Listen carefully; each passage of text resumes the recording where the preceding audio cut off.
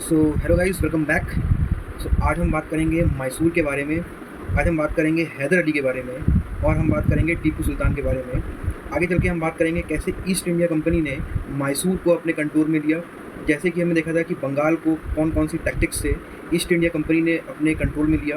देखेंगे हम कौन कौन सी ट्रीटीज़ ईस्ट इंडिया कंपनी ने जो मैसूर को कंट्रोल कर रहे थे उनके साथ करी, कौन कौन सी बैटल्स लड़ी। अल्टीमेटली हम देखेंगे कैसे ईस्ट इंडिया कंपनी ने मैसूर को अपने कंट्रोल में लिया। सो कहानी स्टार्ट होती है हैदर अली से, जो कि 1761 से लेके 82 तक जो है उन्होंने मैसूर पर अपना कंट्रोल था उनका। सो हैदर अली जो थे उनका करियर जो है एज अ सोल्जर बिगेन हुआ था मैसूर स्टेट में। वो अपनी सर्विसेज देते थे मैसूर स्टेट में और वो थे फौजदार थे। तो पहले वो फौजदार थे कहाँ पे? डिंडीगुल में। और उन्होंने डिंडीगुल में एक बहुत इंपॉर्टेंट चीज़ ये करी थी कि उन्होंने मॉडर्न आर्सेनल जो कि डिंडीगुल में इस्टेब्लिश किया था with the help of the French. तो उनकी फ्रेंच जो मॉडर्न टेक्नोलॉजी जो फ्रेंच इंडिया में लाए थे उसका इस्तेमाल करके हैदर अली ने डिंडीगुल में मॉडर्न आर्सेनल और मॉडर्न मिलिट्री अपग्रेडेशन किए थे। सो इन 1761 आते आते उन्होंने क्या किया, एक नंज राजर नाम के एक प्राइम मिनिस्टर होते थे वोडियार डायनेस्टी में। जो वोडियार डायनेस्टी के किंग थे कृष्ण राजा वन, उनके जो प्राइम मिनिस्टर थे उनको हैदर अली ने ओवरथ्रो कर दिया, मतलब उनको ओवरटेक कर लिया। अब जो प्राइम मिनिस्टर के जितने भी पावर थे वो आ गए हैदर अली के पास। तो जितनी भी पावर जब हैदर अली के पास आए तो वो थोड़े और पावरफुल हो गए। अब उनका जो ओहदा था वो मैसूर स्टेट में बहुत इंपॉर्टेंट हो गया था, लेकिन अब उनका जो स्टेटस था वो इम्प्रूव हो गया था। लेकिन उन्होंने एक चीज़ जो करी कि वो जो कृष्ण राजा वन थे, जो वोडियार डायनेस्टी के राजा थे, उनको अपना लॉफुल रूलर वो मानते रहे। ठीक है, मतलब उन्हीं के अंडर में काम करते रहे और उनको अपना राजा मानते रहे। अब आगे चल के हुआ क्या कि उन्होंने देखा कि ईस्ट इंडिया कंपनी जो है वो अपना कंट्रोल बढ़ा रही है मैसूर स्टेट में, बहुत सारे इंटरफेरेंस कर रही है, military interference, administrative interference, economic interference, trade interference वो कर रही थी। तो इसी को रोकथाम जो थी वो हैदर अली ने करी। लेकिन हुआ क्या कि ईस्ट इंडिया कंपनी बंगाल से जीत के आई हुई थी, उनका मोराल बहुत हाई था। तो उनकी सीधी टक्कर हो गई इससे, हैदर अली जो कि मैसूर को चला रहे थे। तो यहाँ से स्टार्ट होती है first world war of Mysore, जो कि 1766 से 67 के बीच में चली। और हैदर अली जिन्होंने इस लड़ाई में अपने आप को प्रूव कर दिया कि कौन स्ट्रॉन्ग है। देखिए, ईस्ट इंडिया कंपनी स्ट्रॉन्ग होती, मोटिवेटेड थी, लेकिन वो जो मैसूर स्टेट के डायनामिक्स को समझ नहीं पाई, क्योंकि मैसूर स्टेट उस टाइम बहुत पावरफुल था। उस टाइम उनको मराठास का भी सपोर्ट था, उनको निज़ाम का भी सपोर्ट था और उनका जो टेरिटोरियल जो होल्ड था वो बहुत स्ट्रॉन्ग था, उनको सपोर्ट बहुत ज़्यादा मिल रहा था। तो इसी का फ़ायदा उठा के हैदर अली ने ब्रिटिश ईस्ट इंडिया कंपनी को हरा दिया और उसके बाद एक ट्रीटी साइन हुई ईस्ट इंडिया कंपनी और मैसूर के बीच में, ट्रीटी ऑफ मद्रास 1769। तो इस फर्स्ट एंग्लो मैसूर वॉर से हम ये देखते हैं कि जो हैदर अली थे बहुत ही स्किल्ड लीडर थे, ब्रेव थे और स्ट्रेटेजिकली बहुत ज़्यादा साउंड थे। और उनका जो एडमिनिस्ट्रेटिव सिस्टम था बहुत ही ज़्यादा अपग्रेडेड लेवल का था, बहुत ही मॉडर्न लेवल का था, फ्रेंच लाइन पे हम बोल सकते हैं। उन्होंने अपने जो आर्सेनल थे, उन्होंने अपनी मिलिट्री है उसको मॉडर्न लाइन पर अपग्रेड करके रखा हुआ था। उनको फ्रेंच का भी सपोर्ट मिला था उसको अपग्रेड करने के लिए। उन्होंने अपनी जो आर्टिलरी, उन्होंने अपनी जो वेपनरी उसको अपग्रेड करके रखा हुआ था और उसी का फ़ायदा उनको फर्स्ट एंग्लो मैसूर वॉर में मिला। और उन्होंने जो ईस्ट इंडिया कंपनी का जो परचम लहरा के वो आए थे बंगाल में, उसको कुछ टाइम के लिए रोक दिया और वो विक्टोरियस साबित हुए अगेंस्ट ईस्ट इंडिया कंपनी, जो कि बहुत पावरफुल दिखाई दे रही थी। अब हुआ क्या कि ये जो इनके बीच में जो ये लड़ाई चल रही थी ईस्ट इंडिया कंपनी और हैदर अली के बीच में, तो ये अब देखिए ईस्ट इंडिया कंपनी जो है ना वो कभी भी पूरी लड़ाई एक साथ नहीं लड़ते हैं, वो टुकड़ों में लड़ते हैं। लड़ाई करेंगे, ट्रीटी करेंगे, लड़ाई करेंगे, ट्रीटी करेंगे, लड़ाई करेंगे, ट्रीटी करेंगे, बस टुकड़े टुकड़े में आपको वो डिग्रेड करते रहेंगे, आपकी स्ट्रैटेजी समझेंगे, आपके जो लोग हैं उनको समझेंगे, डिवाइड एंड रूल की पॉलिसी अपनाएंगे। और यही हुआ सेकेंड एंग्लो मैसूर वॉर 1780। दोबारा से जो है ईस्ट इंडिया कंपनी और हैदर अली आमने सामने थे। तो ये लड़ाई जो है 1780 से 84 के बीच में लड़ी गई।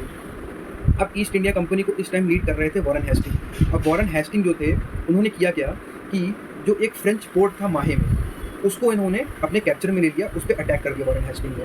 और जो ये माहे वाला एरिया था इसको कंट्रोल कर रहे थे आपके हैदर अली। ये टेरिटोरियल जो एरिया था वो हैदर अली का था। बेसिकली देखा जाए तो हैदर अली भी इस वॉर में कूद पड़े, क्योंकि जो एरिया था, इनके एरिया पे ईस्ट इंडिया कंपनी ने कैप्चर कर लिया था। और हैदर अली की जो आर्मी थी उनको सपोर्ट निज़ाम का भी था, मराठास का भी था। तो इन्होंने क्या कर लिया कि आरकोट को कैप्चर कर लिया। और आरकोट कौन था? आरकोट एक ऐसी जगह थी जो इंग्लिश ईस्ट इंडिया कंपनी की कैपिटल कही जाती थी, कार्नेटिक स्टेट, ठीक है, कैपिटल ऑफ कार्नेटिक स्टेट नाम से जानी जाती। सो हुआ क्या कि इनकी आर्मी जो थी साथ थी किसकी? ईस्ट इंडिया कंपनी की। ईस्ट इंडिया कंपनी की एक तरफ थी और हैदर अली की, निज़ाम की और मराठा की आर्मी एक तरफ थी, ठीक है। लेकिन इस टाइम जो ईस्ट इंडिया कंपनी है वो और भी ज़्यादा स्ट्रॉन्ग होकर आई थी, वो लेसन्स लर्न करके आई थी जो उनको फर्स्ट एंग्लो मैसूर वॉर में जो उनसे चूक हो गई थी, इसको उन्होंने सुधारा। और अल्टीमेटली हुआ क्या? उन्होंने 1781 में हैदर अली को डिफीट कर दिया। जो लड़ाई हुई थी पोर्टोनोवा में, और उसको लीड कर रहे थे जनरल एरिकॉट। एरिकॉट नाम के जनरल जो लीड कर रहे थे, उन्होंने इस वॉर में अपनी लीडरशिप स्किल्स दिखाई, उन्होंने अपनी स्ट्रेटेजिक स्किल्स दिखाई और हैदर अली को 1781 की जो सेकंड एंग्लो मैसूर वॉर है उसमें हरा दिया। और वहीं पर सेकंड एंग्लो मैसूर वॉर लड़ते लड़ते हैदर अली की डेथ हो गई। तो हैदर अली जो थे एक ग्रेट वॉरियर थे मैसूर स्टेट के लिए, और वो अपने टाइम से बहुत ज़्यादा आगे सोचते थे। उन्होंने फ्रेंच के संग टाई कर लिया था, उन्होंने अपनी जो आर्मी थी उसको मॉडर्नाइज कर लिया था, उन्होंने बहुत ज़्यादा ट्रेड और ऐसा बोलते हैं कुछ कुछ जगहों पर उन्होंने जो फॉरेन पॉलिसीज़ भी थी वो भी अपनी स्ट्रॉन्ग करके रखी हुई थी। उनका जो करेक्शन था, फॉरेन करेक्शन, वही बहुत ज़्यादा स्ट्रॉन्ग था। अब हैदर अली की सेकेंड एंग्लो मैसूर वॉर के बाद डेथ हो गई, ठीक है।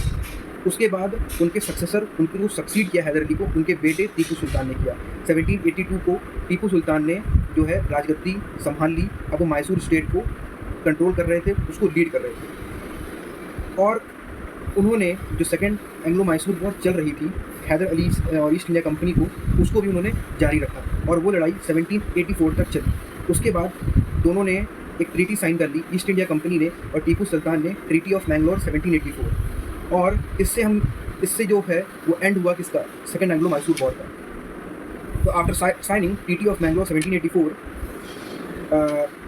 द टीपू सुल्तान और ईस्ट इंडिया कंपनी के बीच में जो सेकेंड एंग्लो मैसूर वॉर है वो अब ख़त्म हो गई है, ठीक है। अब टीपू सुल्तान जो है वो लीड कर रहे थे किसको? मैसूर डायनेस्टी को। और ईस्ट इंडिया कंपनी अब और भी ज़्यादा मोटिवेटेड थी, और भी ज़्यादा स्ट्रॉन्ग थी, क्योंकि वो सेकेंड एंग्लो मैसूर वॉर जीत के आ रहे थे, ठीक है। अब आगे चल के हम देखते हैं इन दोनों के बीच में जो कन्फ्लिक्ट है और बढ़ता है और वो जाके पहुंच जाता है थर्ड एंग्लो मैसूर वॉर 1790 से 92 के बीच में। जो कि अब इस टाइम ईस्ट इंडिया कंपनी ने क्या देखा कि सेकेंड एंग्लो मैसूर वॉर में जो मैसूर थे उनके संग कौन कौन थे? उनके संग निज़ाम थे, उनके संग मराठा थे। इस बार उन्होंने क्या किया कि मराठा और निज़ाम को अपने साथ ले लिया। ईस्ट इंडिया कंपनी ने निज़ाम और मराठा को अपने साथ ले लिया और कहा कि आप या तो न्यूट्रल रहें या तो हमारे साथ रहें, ठीक है। और जब निज़ाम और मराठा ईस्ट इंडिया कंपनी के साथ थे और इस टाइम ईस्ट इंडिया कंपनी को लीड कर रहे थे कॉर्नवालिस। 1792 में कॉर्नवालिस जो है वो लीड कर रहे थे किसको? ईस्ट इंडिया कंपनी को। और वही सेकेंड एंग्लो मैसूर वॉर में उन्होंने पार्टिसिपेशन दिखाया। और इसमें क्या हुआ कि एक ट्रीटी साइन हुई थर्ड एंग्लो मैसूर वॉर के बाद, ट्रीटी ऑफ श्रीरंगपट्टनम 1792। और इसमें क्या हुआ? ऐसा बोलते हैं कि जीते टीपू सुल्तान थे, लेकिन उनको बहुत ज़्यादा कमज़ोर कर दिया गया था ट्रीटी ऑफ श्रीरंगपट्टनम में। हुआ क्या था कि उनकी जो टेरिटरी थी उसको लगभग हाफ कर दिया गया था। तो इनको टेरिटोरियल लॉस बहुत हुआ था। इनको अपनी जो टेरिटरी है वो निज़ाम को देनी पड़ी थी, उनको अपनी टेरिटरी मराठास को देनी पड़ी थी, उनको अपनी टेरिटरी जो है वो ब्रिटिशर्स को देनी पड़ी थी। तो हैवी टेरिटोरियल लॉस हुआ था। जो टेरिटरी हैदर अली ने जीती थी, ईस्ट इंडिया कंपनी जो अपना टेरिटोरियल एक्सपेंशन किया था, वो अब देखा जाए तो टीपू सुल्तान मोस्टली जो भी टेरिटोरियल एरिया था वो अब लॉस कर चुके थे। तो हम ये देखते हैं कि मैसूर डायनेस्टी में टीपू सुल्तान जो थे उन्होंने जो लड़ाई है वो इसलिए लड़ी क्योंकि वो इंडिपेंडेंट तरीके से अपने किंगडम को लीड करना चाहते थे, वो किसी का इंटरफेरेंस नहीं चाहते थे। और यही बेसिकली निर्णायक रूप तय हुआ कि थर्ड एंग्लो मैसूर और जो वॉर है बिटवीन टीपू सुल्तान और मैसूर डायनेस्टी वो कंटिन्यू रही। जो टीपू सुल्तान है वो बेसिकली टाइगर ऑफ मैसूर बोले जाते हैं। टाइगर ऑफ मैसूर इसलिए बोले जाते हैं, उनका ये मानना था कि अगर आपको जीना है तो सबसे अच्छा है कि आप एक दिन शेर की तरह जिए, ना कि 100 दिन भेड़ की तरह जिए। उनकी ये आइडियोलॉजी हुआ करती थी कि भैया इंडिपेंडेंट जीना है, शेर की तरह जीना है, भेड़ की तरह नहीं जीना है। क्योंकि उनको किसी का इंटरफेरेंस नहीं चाहिए था अपने स्टेट में। ईस्ट इंडिया कंपनी इंटरफेयर कर रही थी, अब उधर मराठास भी इंटरफेयर करने लगे थे, अब उधर निज़ाम भी इंटरफेयर करने लगे थे। तो होने क्या लगा था कि अब हर तरफ से टीपू सुल्तान पर प्रेशर बन रहा था, और वही प्रेशर अल्टीमेटली रूप लेता है फोर्थ एंग्लो मैसूर वॉर 1799। अब इस time fourth Anglo Mysore war lead कर रहे थे लॉर्ड वेलेस्ली, और उन्होंने टीपू सुल्तान पर अटैक किया, और Tipu Sultan fourth Anglo Mysore war में इनकी जो है डेथ हो गई थी। टीपू सुल्तान ऐसा माना जाते हैं एक अकेले ऐसे इंडियन रूलर थे जिन्होंने इम्पोर्टेंस समझ ली थी किसकी, इकोनॉमिक स्ट्रेंथ की। उनका ये मानना था कि अगर किसी की इकोनॉमिक स्ट्रेंथ किसी भी स्टेट की अच्छी रहेगी तो उसको जो साफ साफ उसका जो साइमल्टेनियसली उनकी जो मिलिट्री स्ट्रेंथ है वो भी ग्रो करेगी। बेसिकली उन्होंने कहना था कि economic growth equals to military growth. अगर इकोनॉमिकली कोई स्टेट वीक रहेगा तो उसकी मिलिट्री भी वीक रहेगी, क्योंकि बात सही है, अगर प्रॉपर इन्वेस्टमेंट नहीं होगा मिलिट्री को, अगर मोरल उनका डाउन रहेगा, उनको proper facilities, proper cash flow नहीं दिया जाएगा, प्रॉपर जो मैन फोर्स अगर नहीं रहेगी, तो होगा क्या कि अल्टीमेटली जो है वो स्टेट जो है मिलिट्री लेवल पर उतना स्ट्रॉन्ग नहीं होगा। तो यही आइडियोलॉजी थी टीपू सुल्तान की।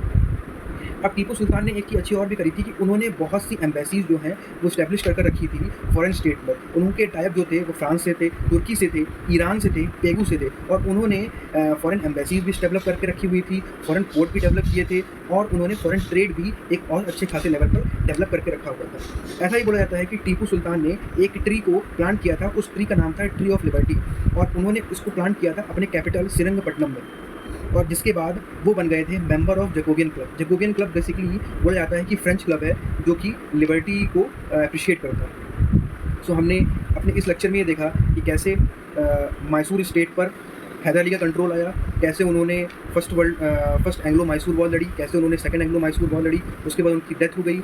उसके बाद उनके बेटे आए टीपू सुल्तान ने सेकंड एंग्लो मैसूर वॉर को कंटिन्यू रखा। उसके बाद थर्ड एंग्लो मैसूर वॉर हुई, उसके बाद फोर्थ एंग्लो मैसूर वॉर हुई, उसके बाद उनकी डेथ हो गई, और हमने देखा कि कौन कौन से डेवलपमेंट जो है टीपू सुल्तान ने किए थे। सो आई होप आपको इस लेक्चर में आपकी अंडरस्टैंडिंग बिल्ड हुई होगी, आपने समझा होगा कि मैसूर स्टेट के बारे में, आइडियोलॉजी ऑफ टीपू सुल्तान, हैदर अली और ईस्ट इंडिया कंपनी ने कैसे अब पूरा कंट्रोल मैसूर स्टेट पर अपना कर लिया था after fourth Anglo Mysore war. I hope you are able to understand. So मिलते हैं नेक्स्ट लेक्चर में।